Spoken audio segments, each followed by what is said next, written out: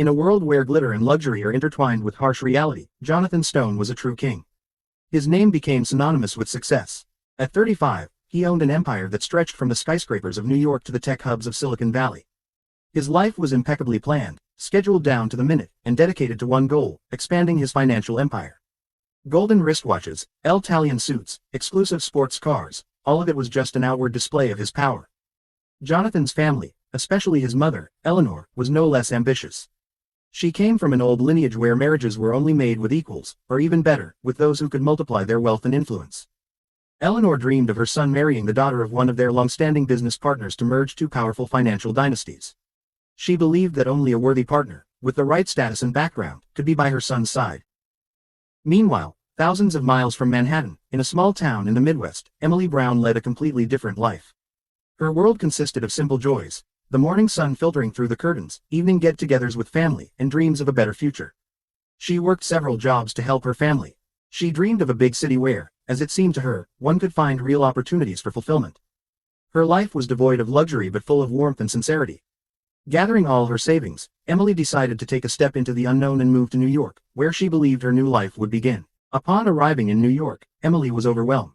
The city she had only seen on television screens turned out to be even more grandiose. She felt like a tiny grain of sand in this turbulent ocean of opportunities. After several days of job hunting, her eyes fell on an advertisement for a cleaning position in an office building. As it turned out, this skyscraper belonged to Stone Enterprises, Jonathan Stone's empire. Emily, knowing nothing about the owner, decided to give it a try. She got the job. Her schedule was at night. She would clean the offices after everyone had gone home. The quiet and calm of the night hours were a comfort to her after the hustle and bustle of the big city. She diligently performed her work, paying attention to every small detail. Her colleagues, mostly experienced cleaners, were amazed by her dedication. Meanwhile, Jonathan Stone's life continued as usual. He spent his days in meetings, making decisions that affected thousands of people, and negotiating with the world's most influential businessmen. His mother, Eleanor, never missed an opportunity to remind him of the right choice for a wife. She constantly arranged dinners, inviting the daughters of her wealthy friends, hoping that Jonathan would finally make his choice. Jonathan, though he was raised in this world, felt that something was missing. The luxury and success that surrounded him seemed empty. He often stayed late at the office, lost in his thoughts. It was on one of those evenings, while he was working on a new project, that he heard a faint rustle in the hallway. It was Emily. Deep in thought, Jonathan hadn't noticed that he had stayed late at the office. Usually, he was alone, but this time, the silence was broken by a barely audible sound. He looked up and saw light coming from his own office. Intrigued, he walked closer. The door was open, and Jonathan saw a young woman diligently wiping down his desk. Her movements were precise and careful. She seemed not just to be doing her job but to be caring for every inch of the space. Emily felt that she was being watched. She turned around and saw Jonathan standing in the doorway. Her heart froze. She recognized him from the photos on the front pages of newspapers. Her cheeks flushed, and she was flustered. I'm sorry," she whispered. "I didn't know anyone else was still in the office. I'll go. And now." "Wait," Jonathan said, his voice surprisingly gentle. "Don't rush. You must be new. I haven't seen you before." Emily nodded. "Yes, I'm Emily." Jonathan smiled. It was a genuine, warm smile that few people ever saw. It was so different from the cold, businesslike smile he usually displayed in public. Emily felt the tension melt away and dared to reply, "I work here as a cleaner. I just started."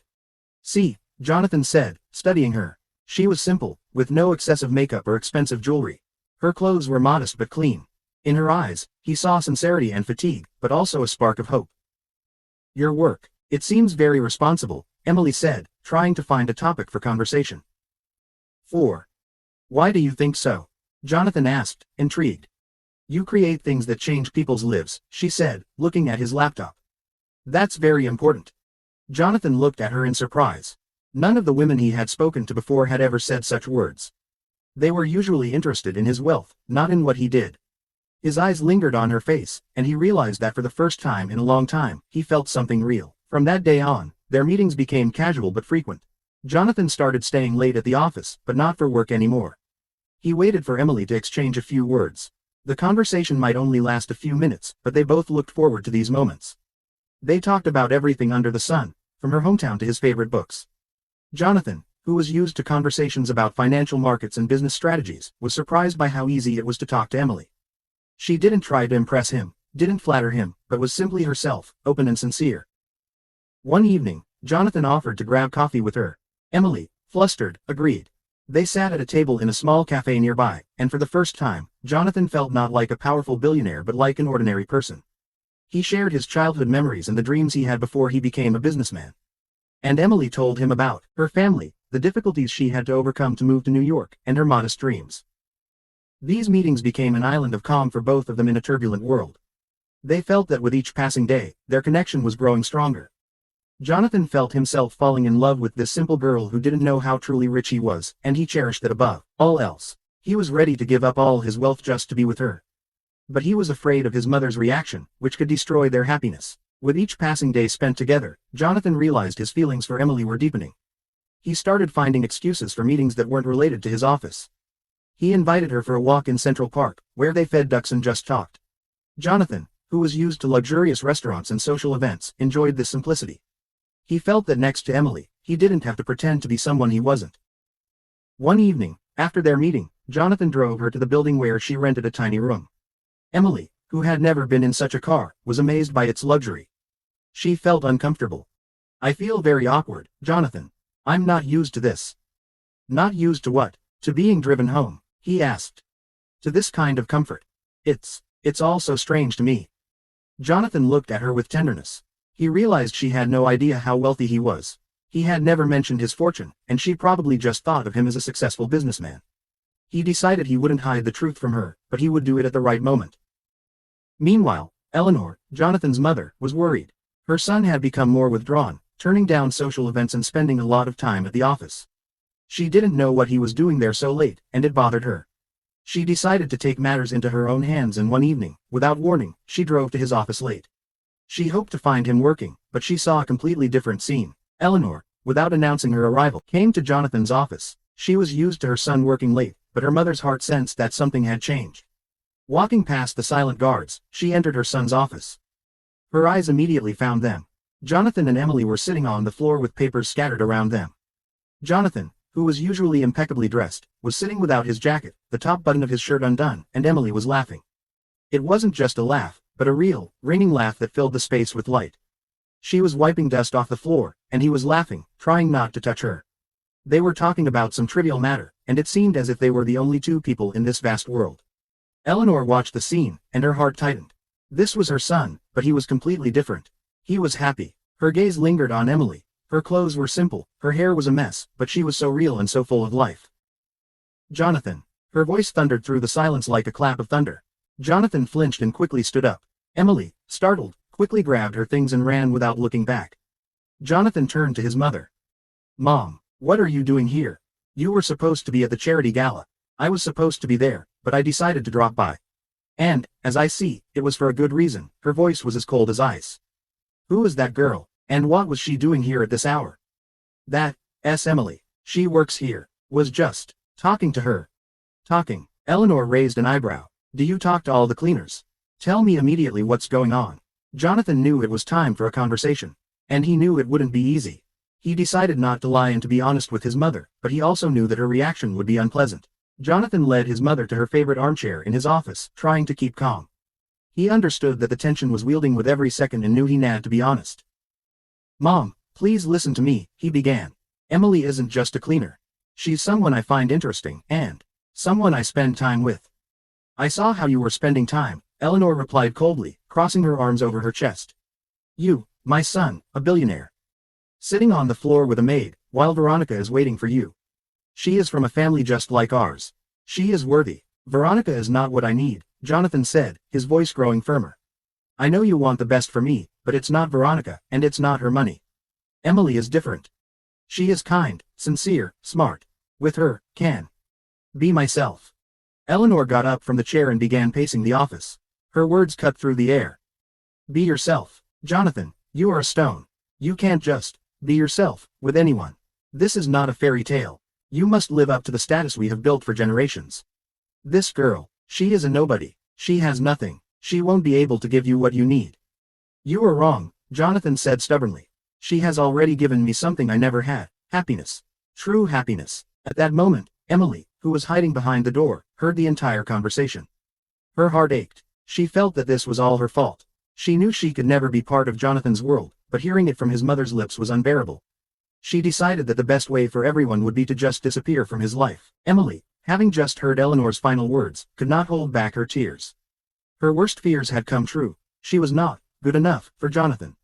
Realizing that she was only causing him problems, Emily decided that a breakup was the best thing for both of them. She quietly left the building, not wanting to see Jonathan again and make things more complicated. She felt her heart breaking. The next day, Jonathan, despite the conflict with his mother, was filled with determination. He knew he had to talk to Emily and explain that her background didn't matter at all. He waited for her, but she never showed up. He called her phone, but it was off. Worried, he decided to go to her apartment. When he arrived, he found that Emily had moved out, leaving only a short note. Jonathan, I know what you told your mother, but she's right. It's better for us not to be together. Our worlds are too different. I wish you happiness, Emily. Jonathan read the note, and his heart ached. He understood that his mother had achieved her goal, albeit indirectly. He felt anger and disappointment. Emily, whom he loved so much, left because of his mother. He couldn't forgive this. Meanwhile, Emily returned to her hometown. She decided that she would never again seek happiness in the big city peckhouse. It had brought her nothing but pain. She found a new job at a local cafe. Out her heart felt empty. She tried to forget Jonathan, but his image wouldn't leave her mind. Jonathan, despite his disappointment, had no intention of giving up. Emily's note only strengthened his resolve. He knew his mother would do anything to separate them, but he wouldn't let it happen. He decided to find her, no matter the cost. Using his contacts and resources, he found out that Emily had returned to her hometown. He took his private jet and flew there. For Nim, it was the first flight where the destination was not business, but his heart. After landing, he rented a car and headed to her house, which he found without much difficulty. When he drove up, he saw Emily sitting on the porch, talking to her mother. She was wearing a simple sundress, and her hair was blowing in the wind. She was just as he remembered her, genuine and beautiful. Emily looked up and saw him. Her face paled. She couldn't believe her eyes. She had been so sure he would never find her and had already started to accept the idea that he would remain in her past. Jonathan got out of the car and slowly walked to the porch. His eyes were filled with determination and love. Emily, he whispered, I found you. Jonathan, what are you doing here? Her voice trembled. I'm here to take you back. You belong in my world, in my heart. My mother is wrong. Our worlds are not so different after all, because true love is our shared world. I will never let you go again. Emily, despite all her resolve, could not hold back her tears. She didn't know what to say.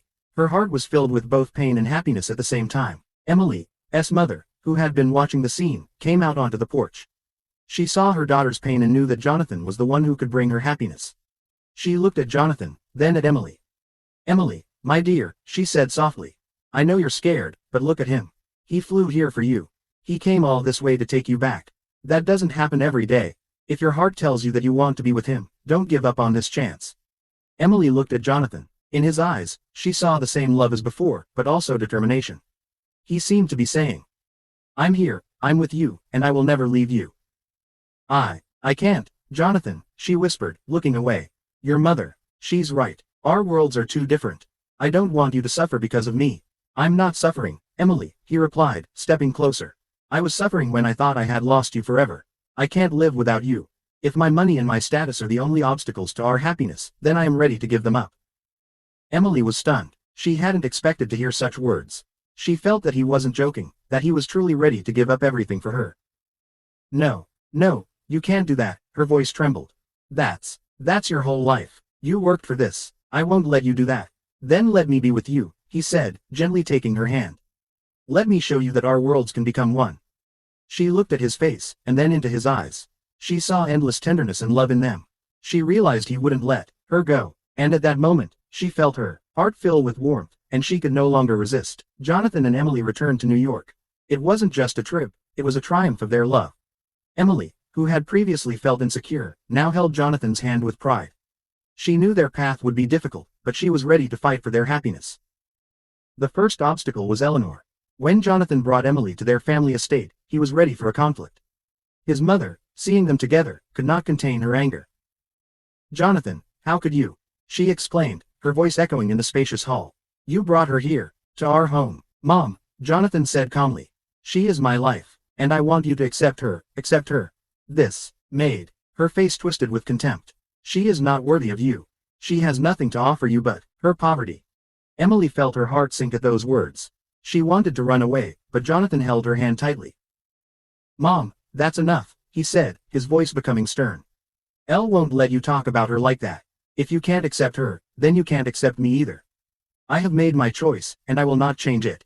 Eleanor was shocked. She had never seen her son so determined. She didn't know what to say. She simply turned and walked away, leaving them alone. Jonathan hugged Emily. "Don't pay any attention to her," he whispered in her ear. "She'll come around. She'll see how happy we are." The next few weeks were a true test for Jonathan and Emily. Eleanor, angry and offended, refused to talk to them. She didn't attend family dinners and ignored her son's phone calls. Jonathan tried to explain to her that his choice wasn't a rebellion but a choice of the heart, but his mother remained unyielding. Meanwhile, Emily was trying to adapt to the new world. She felt awkward in the luxurious house where even the furniture seemed too valuable to touch. Jonathan, noticing her discomfort, tried to do everything possible to make her feel at home. He took her shopping, where she could buy more comfortable clothes instead of the expensive dresses that were in his house. He even set up a small garden on the terrace so Emily could grow flowers, just as she did at home. One evening, Jonathan decided to introduce Emily to his friends. It was a casual dinner. Jonathan's friends were successful and educated, but they were open and sincere. They immediately sensed that Emily was the one who made Jonathan happy. Her simplicity and sincerity were refreshing in their world dominated by masks. But at the same time, Eleanor decided to go to an extreme measure.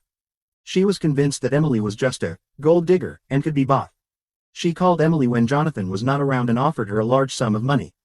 "I will pay you as much as you want," she said coldly. "Just leave my son. You don't belong in this world, and you know it. Disappear from our lives forever." Emily, though shocked, remained calm. She understood that Eleanor would never accept her, but she also knew that she couldn't just give up on her love. Despite the insult, Emily responded to Eleanor with a dignity and calmness that surprised even herself.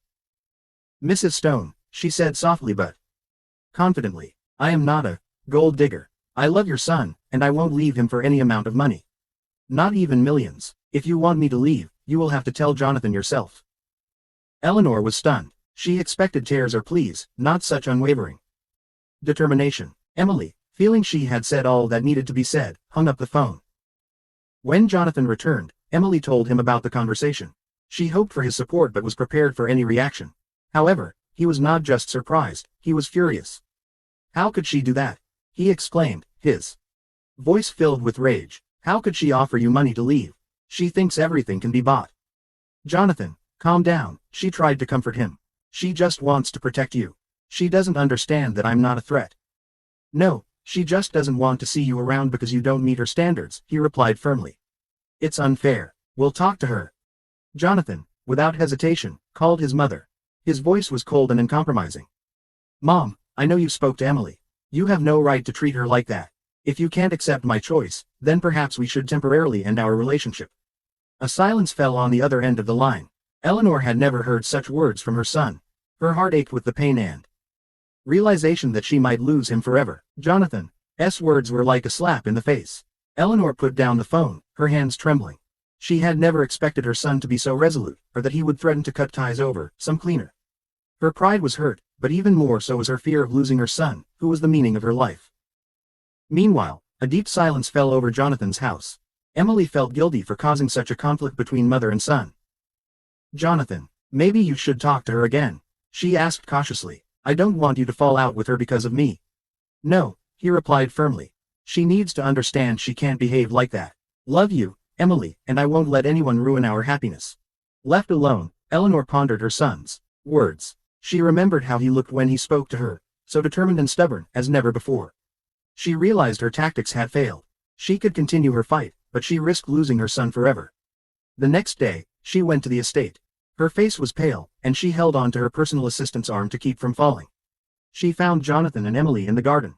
They were sitting on a bench, and Emily was laughing, while Jonathan looked at her with a love Eleanor had never seen. "Jonathan," she said softly. He looked up and saw his mother. His face grew cold. "Mom, what are you doing here?" Eleanor walked up to them and looked at Emily. Her gaze was no longer as contemptuous as before. I came to apologize. Was wrong. I don't want to lose you, my son." "Mom," Jonathan seemed stunned by her words. Eleanor looked at Emily, then back at her son. "Elle was wrong, Emily. I didn't give you the respect you deserve. I am ready to give you a chance." Emily, taken aback, didn't know how to respond. She felt her heart fill with joy, but she was still cautious. "Thank you, Mrs. Stone," she whispered. "Please." Eleanor straightened up as if she had made a decision. "I'll invite you to dinner tonight. I want to introduce you to my friends. I want everyone to see that you are a part of our family." Emily looked at Jonathan, and he nodded in support. He understood that this was an important step for his mother and wanted Emily to be by his side for it. She agreed. That evening, she felt like Cinderella going to the ball. Her preparations were overseen by Eleanor herself, who seemed to have completely changed her mind. She chose an elegant but not overly lavish dress for Emily and gave her simple but refined jewelry. "You must look like a princess," Eleanor said, gently adjusting the dress. "I'll want my friends to see that you are the one who makes my son happy." Emily was touched. She felt that this wasn't just a change of mood, but a mother's sincere desire to accept her. The evening went perfectly. Eleanor's friends were impressed by Emily's simplicity and sincerity. She didn't try to pretend or talk about finance or business, she was simply herself. She spoke about her hometown and her family, and everyone listened with interest. Jonathan, watching her, felt proud. But at the end of the evening, as the guests were leaving, something unexpected happened. As Emily was heading to her room, one of the guests, who turned out to be a longtime business partner of Jonathan's, approached her. "You're a very beautiful young woman," he said, smiling. "But I'm afraid you don't know how to behave in this world. You don't belong in it. You should think about your future and not build illusions." Emily was taken aback by his words, but she knew he was wrong. Emily felt her heart sink. It was a stab in the back. She tried to respond, but the words were stuck in her throat. She simply turned and went to her room. She couldn't believe that after such a wonderful evening, someone could say that to her. She sat on the bed, tears streaming down her face. She felt lonely and miserable, and the words echoed in her head, "You don't belong in this world." She realized it was true. She could wear an expensive dress, but it wouldn't change who she was. She could be with Jonathan, but people would still see her only as a cleaner. In the morning, Jonathan came into her room and saw that she hadn't slept. Her eyes were red, and there were tear streaks on her cheeks.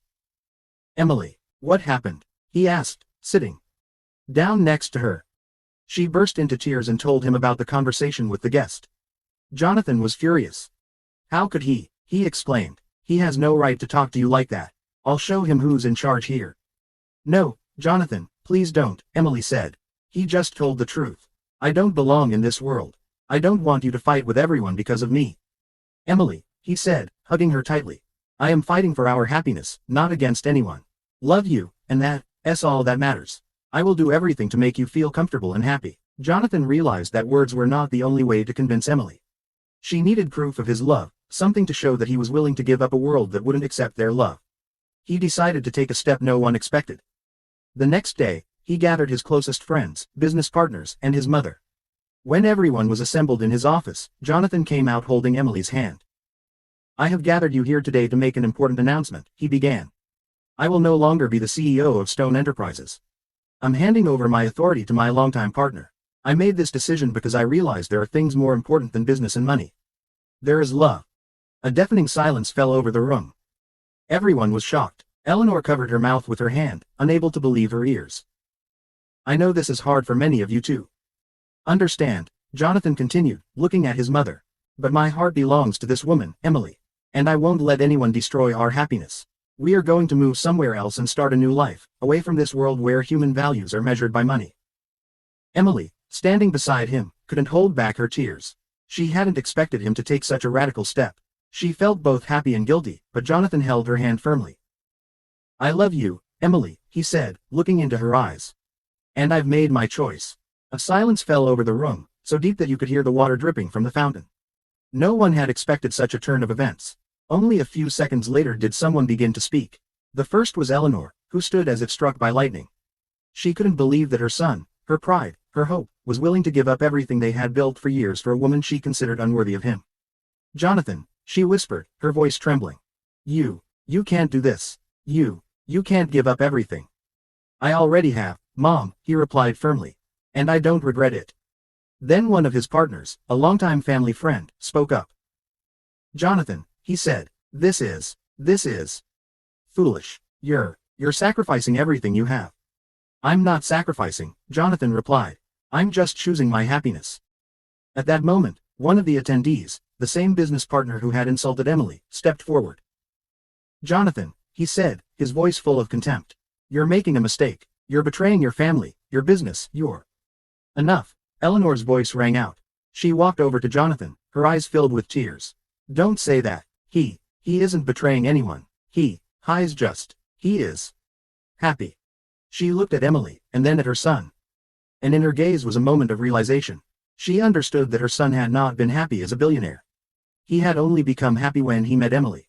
She understood that her ambitions, her plans, her wealth, all of it meant nothing if her son was miserable. Jonathan, she said, her voice softer than ever before. I was wrong. Elle was so wrong. You don't have to give up everything you have.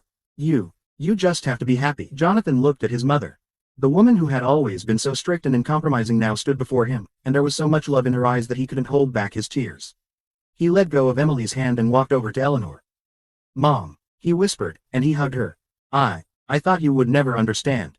I do now, she replied, gently stroking his cheek. Elle understand that your happiness is more important than my ambitions. I saw how you changed, how you became alive, when you were with her. Jonathan took Emily's hand again. We don't know what to do next, he said. We were going to leave. Eleanor looked at Emily. There was no longer contempt in her gaze, only respect and tenderness. You don't have to leave, she said. I want you to stay. I want you to be here. I want you, Emily, to be a part of our family. Emily looked at Jonathan, and there was so much happiness in her eyes that he couldn't help but smile. They had found their path, their home. Emily looked at Jonathan, and her eyes shimmered with tears of joy. He held her hand tightly and turned to his mother. Mom, he said, we're staying. Eleanor walked up to them and gently hugged Emily.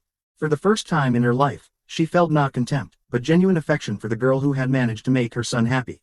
She understood that wealth and status could not replace the true happiness that love brings.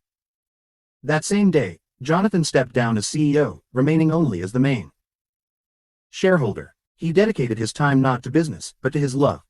He and Emily moved into a new house, not an overly luxurious one, but a cozy one filled with warmth. They traveled a lot, discovered the world, and found new things. Emily, who was once just a cleaner, now worked for charity and helped others. She never forgot where she came from and always remembered that her happiness was not money, but Jonathan. Eleanor, who had initially been against the marriage, was now one of Emily's most devoted supporters. She realized that her son had found a truly worthy partner who had changed his life for the better. She often visited them and rejoiced in their happiness. After some time, Jonathan and Emily got married. It was a simple but very warm wedding, with only their closest friends and family invited. They began a new life full of love and harmony, proving that true love can overcome any obstacle. And they lived happily ever after, for their love was stronger than any money or wealth. Thanks for watching. If you like this story, please like and subscribe to the channel.